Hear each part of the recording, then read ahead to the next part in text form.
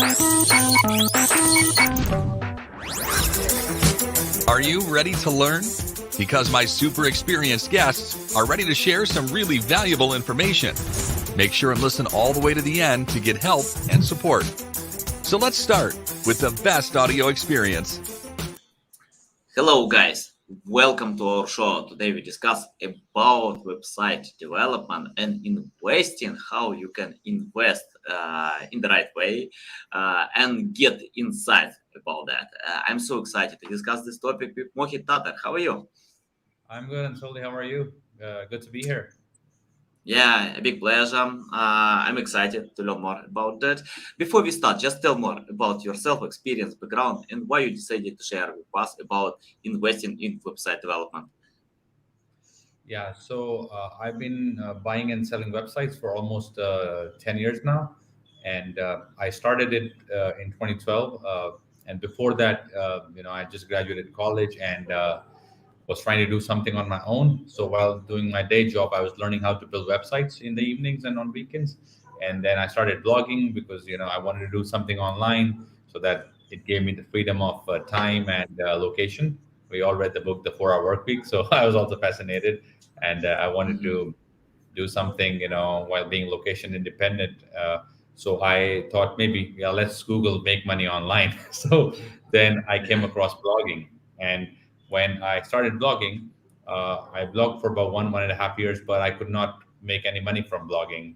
So it was not really a success, I would say. Um, then I came across a site called flippa.com, which was basically a marketplace for buying and selling revenue generating websites. So buying and selling existing businesses or existing websites that were making money, like they were making Mhm. profit. So instead of building something from scratch, I thought maybe I should try this. So I bought my first website for $2,500, and it was making about $400 a month. I ran that for 6 months. I made about $6,000 running it, $6,000 running it, and then I uh, sold it for $12,000 after 6 months. So almost like 5 times the price that I bought it for. So that's Mhm. how I kind of validated my idea of buying and growing and selling websites. And then from there on, like I started buying more sites, and slowly I started buying sites that were higher in value, like five, $10,000, $15,000, and then slowly build up my portfolio from there. I even got scammed a couple of times in the beginning because I did not know any better, but then I learned over Mhm. time. And then right now we manage a portfolio of revenue generating websites for ourselves and for our investors, basically through my company, Black Book Investments. Nice, nice, love it, interesting. So you found yourself how to earn money online.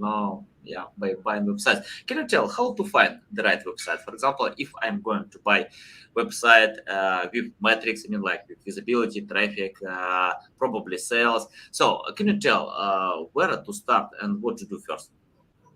Sure. So there's three, four different types of online businesses or websites, if you want to call them. One is content websites. These are basically blogs where people write about certain topics, and you go read them, and then you either they show ads or make money from ads, or they are reviewing products which you read, and then you go to Amazon from their link and buy that product. They get a commission. So that's content websites. Second one would be SaaS businesses, software as a service businesses, where you're running a software business. Third would be e-commerce, which we all know, so e-commerce businesses, and fourth would be service businesses, like running an agency, like a digital marketing agency or SEO agency. So we only primarily focus on the first kind of business, which is the content websites, which are monetized via display ads and affiliate marketing. So how to get started would be, of course, like we as Black Book Investments help people do exactly that, which is help them invest in websites. And we cater to people who have, who want to work one-on-one with us, or who want to, put money in our group buy, where we pull money from multiple people to buy multiple websites. To do Mhm. it as your own, what I would suggest is start learning how to build websites. It's not too difficult. Just use WordPress. Start learning how to build websites on WordPress, which is a content management system. It's free. Get a hosting. Get a domain. Just load up a site, like build a site, maybe use a template, a theme, and then start tinkering with the settings and then design and see how the whole thing works. So that's just the basics of learning how to manage a WordPress website. From there on, I mean, you'll really have to uh, pinpoint your interest areas, like what do you like, what topics do you like, and then you can go to a marketplace like flippa.com, or you can go to empireflippers.com uh, to look for a business or a website in the same niche, so that you're interested about it, you have knowledge about it, and you can write about it. So that is what I would say the first steps should be for someone looking to invest in websites. Can you send me links to these web platforms, Flippa and others? So in private chat, I'll share with my audience because they're probably interested about that. Sure. Okay, I have the question about what kind of metrics are you looking before buying websites? I mean, like traffic, visibility, domain authority, anything else about that? So it's main we buy websites mainly on the revenue that they have generated in the past. So we usually buy at a multiple of their last 12 months or last 1 year of net profit. So let's say a website made $50,000 in the last 12 months, and $40,000 was the profit in the last 12 months. So we will offer them something like a 3x multiple, 3 to 4x, 3 to 3.5x. So a 40,000 times three would be 120,000. So that we'll value the value of the site would be around that. That's what we'll value it at. Apart from this, we also look at the traffic that's coming in. It doesn't have to be like an absolute number that this is the minimum traffic, but it's more about consistent traffic, and also which country it is coming from, because Western traffic is definitely valued more than traffic from Asian countries, because the ad RPMs are higher for Western audience. So traffic, of course, we see where it is coming from, and the revenue numbers. What kind of revenue streams does this business have? Is it only one revenue stream, or they have multiple revenue streams? The more, the better, because then you can diversify. So, yeah, mainly I would say these two things is what we primarily look at. Yeah, nice, nice. So you check out real metrics where you can really earn money. Yeah, I love it because other metrics are just estimation. We don't know about domain authority. I remember when one of my clients bought a website with high domain authority, and after a few months, all this domain authority disappeared. I don't know, but probably VPN did a good job, to increase this number. So yeah, Right. it's better to check out real metrics, real traffic, Exactly. real sales. Exactly. So I love it. Yeah. Can you tell about choosing the right side even more? For example, I remember when Neil Patel shared on his podcast that he bought Uber Suggest for $120,000. And we know Uber Suggest today it's very popular tool because the Right. owner of Uber Suggest couldn't monetize this tool. He earned zero with this tool. But after that, Neil Patel created updated tool, of course, added new features, and if I remember correctly, he invested like $3 million per year, to update this tool. Wow. Can you tell how to choose the right website where you can invest, update, and as you mentioned, for example, you bought for X and can sell for 5X. Can you tell more about the process of updating and improving? Yeah. So, of course, Uber Suggest was a software tool, more like so that was a little bit different. So for content sites, what I would say is when you're looking to buy, the three or four main things that we look at is a stable history of earnings and traffic. The site should have been around for a few years, like at least 2 3 years, if not more. 3 years is what we take as a baseline. It should have a steady history of traffic, and growth is good. Like we look for growth, whether it's slow growth or hyper growth, fast growth, doesn't matter. It has to be growing. We don't buy sites that are declining. So it has to be growing in terms of traffic and revenue over the last few years that it has been around for. So it should be growing. It should not be declining. It should have been around Mhm. for a few years.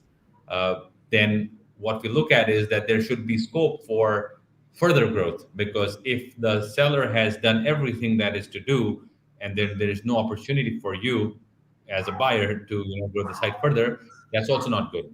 So we want to see if there are things like there's some content topics that he has not covered. So we want to look at that. We want to see if there's some revenue streams that he has not added to the site. Maybe the site is doing affiliate marketing, but it has not added display ads to the site. So there's a possibility of adding display ads and creating another new stream of income right away. There should be also other low hanging fruit like uh, maybe there is opportunity for conversion rate optimization. Maybe their page layout and style and all that is not the best for conversions, so there's an opportunity for CRO. So yeah, I would say look for growth opportunities when looking at buying a site. And also on the flip side, we do not buy sites that have been affected negatively by a Google algorithm update, like something Google came up with a Google search update and it negatively affected the site. Then we ideally stay away from those, because it means that probably the site was doing something incorrectly, and it's hard, it's difficult to get them back up to where they were and then grow from there. So we generally don't buy sites that have been affected by Google algorithm update. Yeah. Yeah, love it, love it. Yeah, agree with that.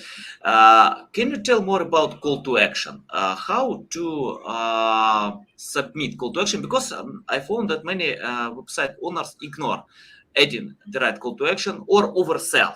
They submit a lot of call to actions.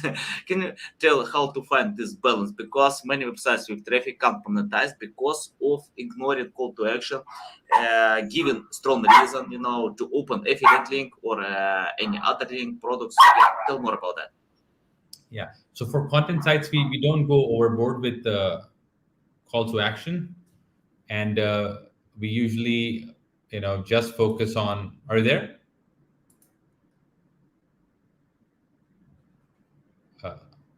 Ansoli, are you there? Yeah. Sorry, Yeah, I yeah. think I think I Sorry. lost.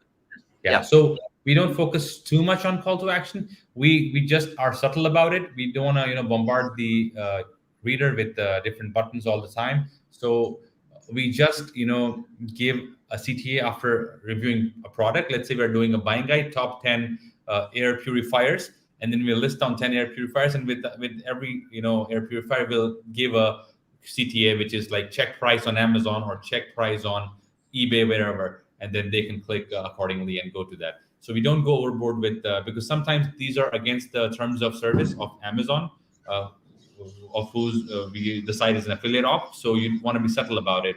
No, hard selling on the CTA. Can you tell how to estimate the price? For example, if I found a website, I see some opportunities, to create more content or update existing, or just to monetize that way. Can you tell that the price is accurate, good for me? If you have some measurement, just share your insights about that. Yeah. So like I said, the price is usually the multiple right now is between 30 to 33x monthly profit to 40, 42 monthly profit. So let's say on an average 3 times yearly, 36x monthly profit of the average last 12 months. So, and then that can go up to 40, 42x or go below, depending on how many growth opportunities are there, what has been the history of the site, has it been affected by a Google algorithm or not, is it very new, has it been around for only 6 months or 1 year. All of that can affect whether you pay more than 36x or you pay less than that. But this is the price range, 32, 33x to 40, 42x of monthly profit. Yeah, nice. And can you tell how it's important to know the topic? For example, if I'm going to buy website about weight loss supplements, but I'm not good with that, Yeah. so is it good idea for me to invest on this website, or it's better to find familiar topics for me? Yeah, it's good if you have experience in that topic, because then you can see the content and judge the content, analyze the content if it's really Yeah. well written or not. If you don't know the topic, then you might not be able to figure out if the content is good quality or not. So it's good to have that knowledge about that topic. At least some knowledge is good. And then of course you don't have to write everything. you can hire writers to write for that site who are experts in that niche. So, and that's what happens when, investors who want to work with us, who work with us, we take care of everything end to end, from the management, from the content writing, from the link building, everything. And we have writers for the site, experts, and get new content written. And we also update old content. So yeah, it's good to be somewhat knowledgeable about the topic, I would say. Nice, nice. You mentioned in the beginning about you met a few times fraud. Can you tell what kind of fraud website owners or someone who is willing to buy a website can meet, and how to avoid any issue with that? So how to know that it's fraud? It's better to find something else. Yeah, tell more about that. I didn't get the question. Sorry. Can you repeat it? Sorry. I mean, like you mentioned about fraud or scam that we have Yeah, online. For example, if someone is pretending that a website, for example, I don't know, like the owner of website, but it's not true, just for the sake of taking money.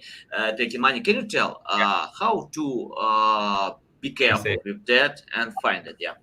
So the main thing that you have to be careful about is that whatever revenue that the seller is showing is actually coming from that site, from that business, and it is not coming from any other website or business, because that's the most Mhm. common type of thing people do when they're selling. So Uh-huh.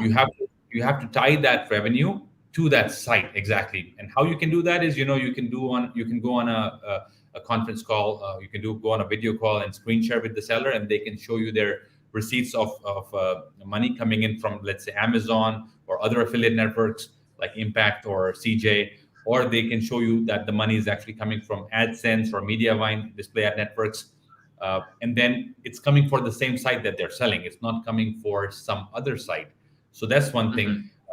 And you can also, see receipts of, because when these networks send you a payment, they send you an email, and then they sometimes include the amount that they've sent you, so you can verify that okay, this person said the website made $3,000 in August, and also they got a payment from Mediavine for $3,000 in August. So that correlates that okay, the income is tied to the website. So this would be the number one thing I would say that you take care of when buying a website. So due diligence is really really important, which is again what we do thoroughly when we are looking to buy a site for ourselves or for our investors. We spend days, looking at the deal, and multiple people do due diligence on that at different levels. My audience loves all your insights. That's why we have some questions. Sorry for that. You need to reply to them. Okay. Kapil is asking, have you found any sites which you have liked so much that you decided to start your own site in that niche instead of buying the original site? Yeah, hi, couple. Yeah, good to meet you here. So I find these sites every time, all the time. They're so good that I want to start them on my own.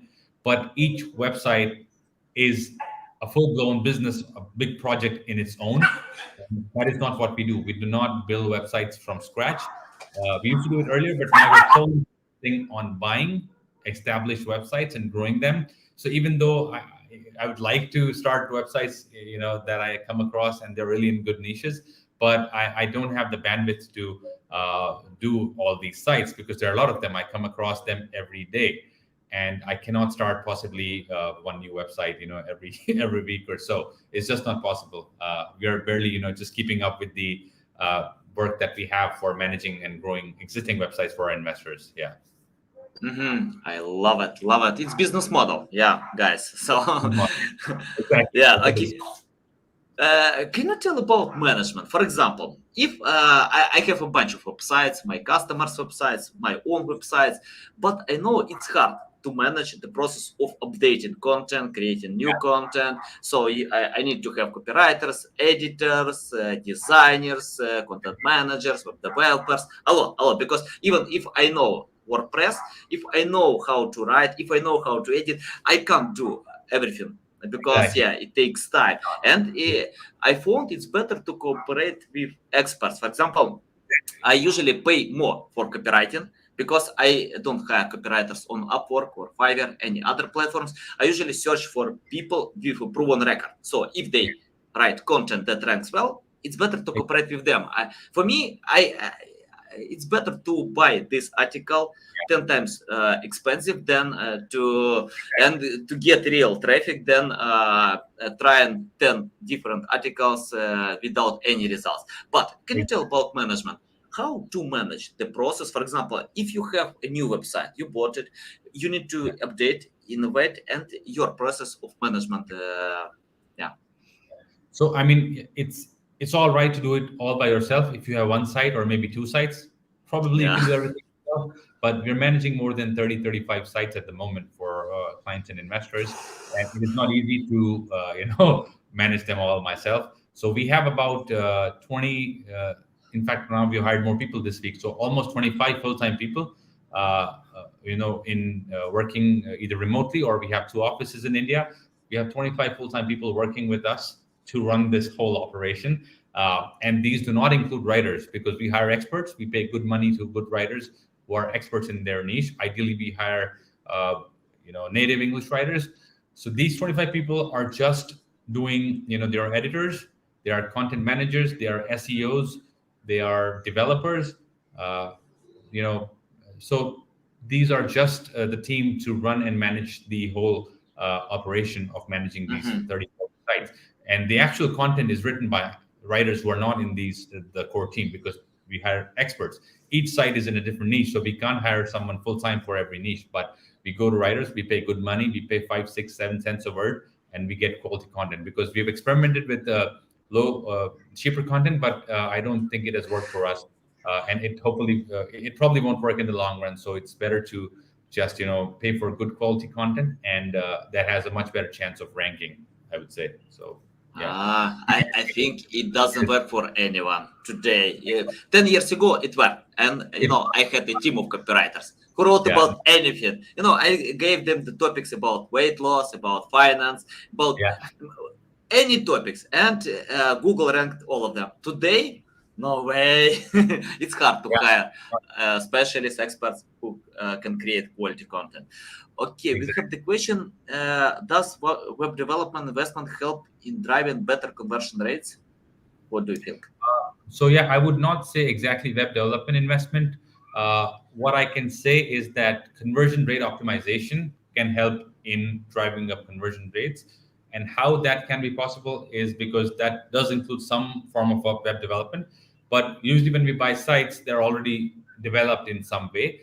We try and not do a major redesign, because sometimes we have experimented and it has not gone as we had hoped for, and we had lost Mhm. traffic. So we don't do major redesigns, but we do change the layout of the pages. Sometimes the pages will not have conversion, comparison tables. So we'll add those. They will not have a CTA. So we'll add those. They will not have a conclusion, or maybe the conclusion will be at very end. But what we've seen is, adding a brief introduction, and then, giving them maybe top three choices in the beginning, so that they can, directly, if they don't have time, they can go and select the product and go buy that. Is better. So we sometimes, give the conclusion in the beginning that, okay, this is the best budget thing, this is the best overall product, and this is the best premium product. And then they can choose to read further, or they can choose not to, and then go directly to buy that product that they like. So these elements are more related to conversion optimization rather than web development exclusively. But yeah, uh, they are achieved via some form of web development, I would say.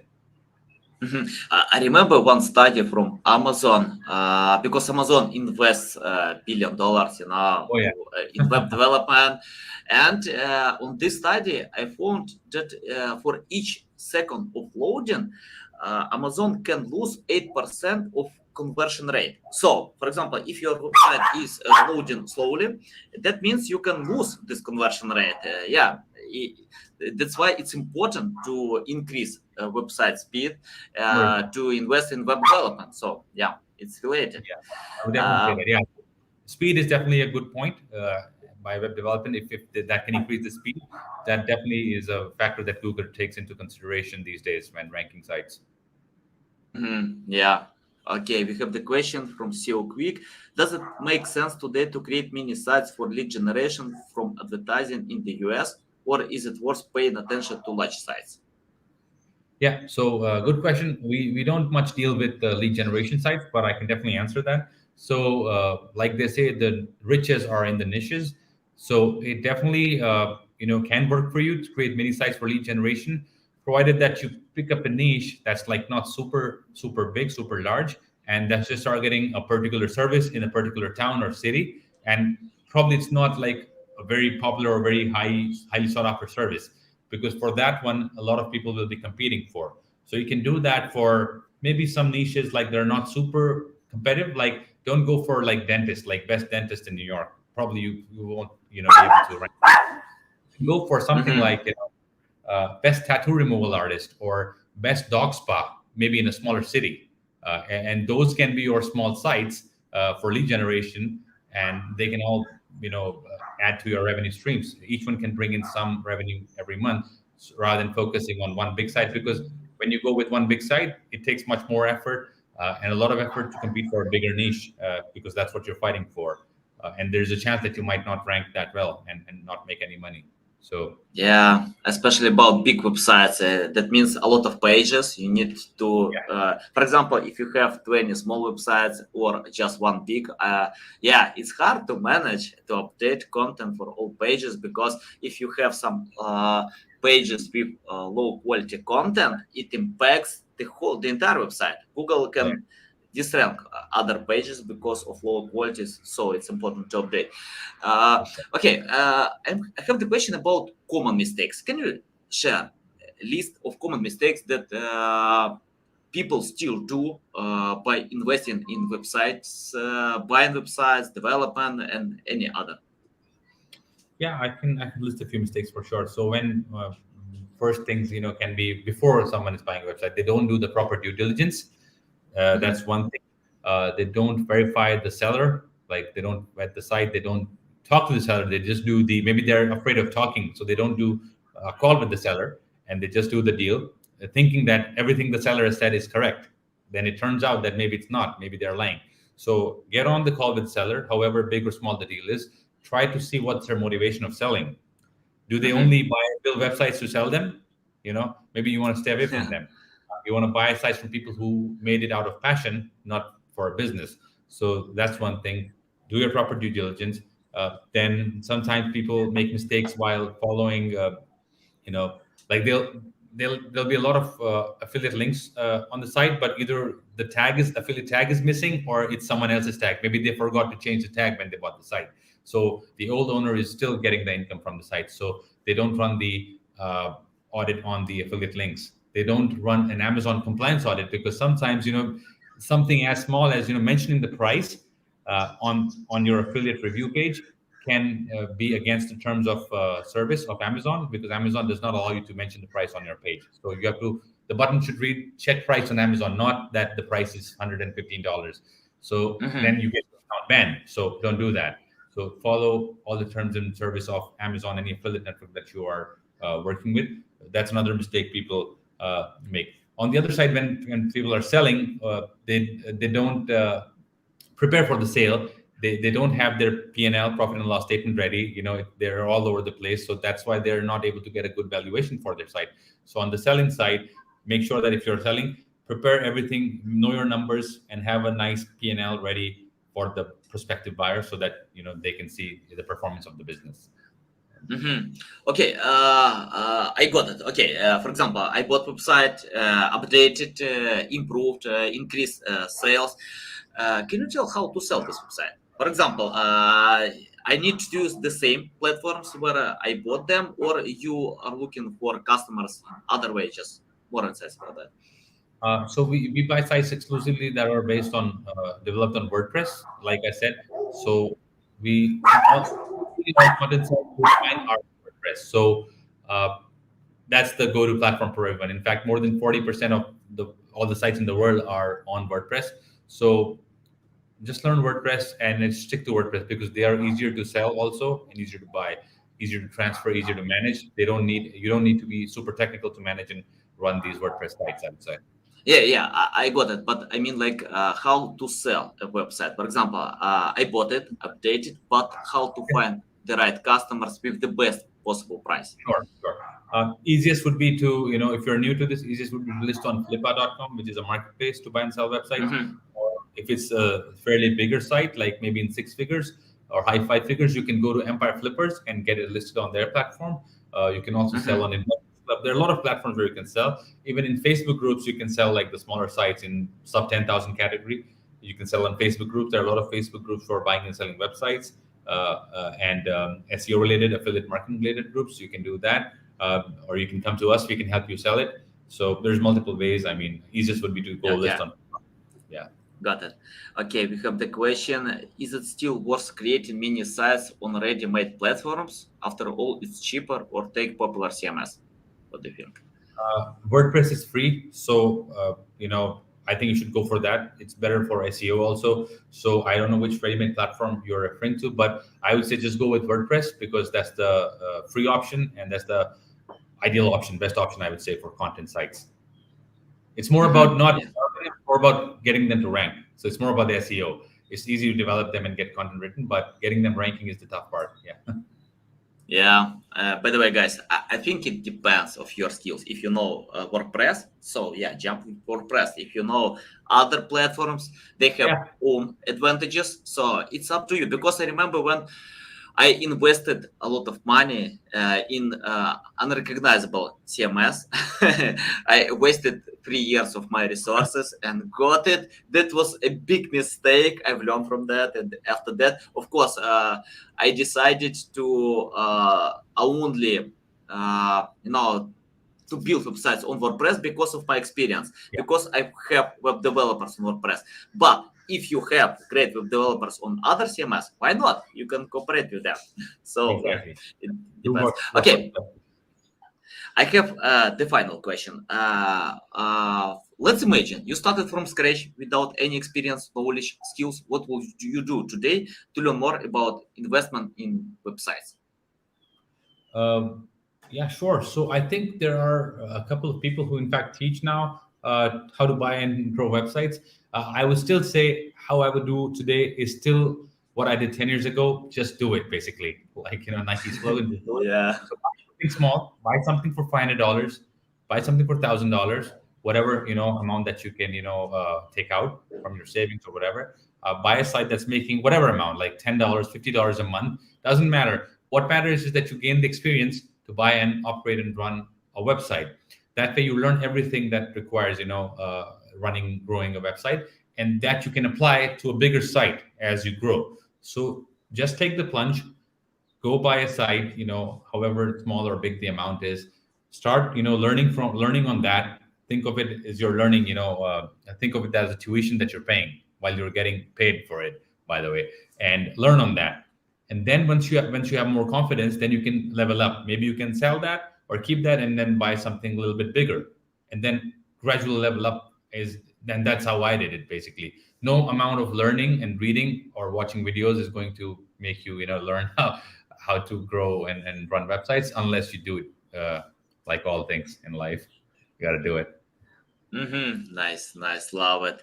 Yeah, guys, I know one more way how you can learn more about that. Just follow Mohit Tater on social media, learn from him, order his services. You can see a lot of valuable insights. You can increase chances of monetization, of choosing the right choices. So yeah, many other things. Tell our audience the best way how to reach out to you, how to learn more about you, how to follow you. Yeah, sure. You can go to blackbookinvestments.com, fill out the investor questionnaire, and we can schedule a call, and see if we can work together. You can also reach out to me on LinkedIn or Twitter. Any questions you have, I'm happy to answer. And you can reach out to me on email also. My email is Mohit, Mohit, Nice. Guys, you can find all these links in the description below. Listen us on Apple, Google, Spotify. Thanks again for your time. A big pleasure. That was so valuable, including me, because I'm going to use your insights. I'm going to share this episode with my team because why not? I always looking for extra income, and you share this way, Exactly. Awesome. Okay. Great. Okay, guys. Love you. See you. Thank you. Until bye.